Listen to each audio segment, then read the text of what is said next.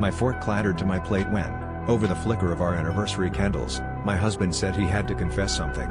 "I've been seeing your mother," he said, his voice low, almost apologetic, but his eyes didn't leave mine.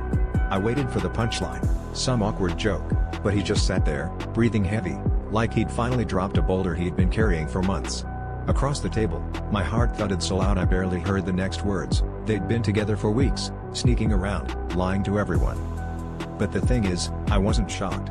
Because while he was tangled up with my mother, I'd been in her husband's bed. It started as revenge, but turned into something else, a twisted comfort, a secret thrill that made me feel alive in a way my marriage never had. Every time I left his house, hair tousled and lips swollen, I told myself I'd stop, but I never did. Instead, I grew bolder, daring, waiting for someone to catch us. We sat there in silence, both of us knowing too much, but saying too little. The air was thick with betrayal, but underneath it all, there was relief. Neither of us had to pretend anymore. I watched my husband's hands shake, and I wondered if he was picturing all the ways I could ruin him right then and there. Instead, I just smiled, asked him if he loved her, and he couldn't answer. I almost laughed at how pathetic we both were, clinging to the ruins of something that never really existed.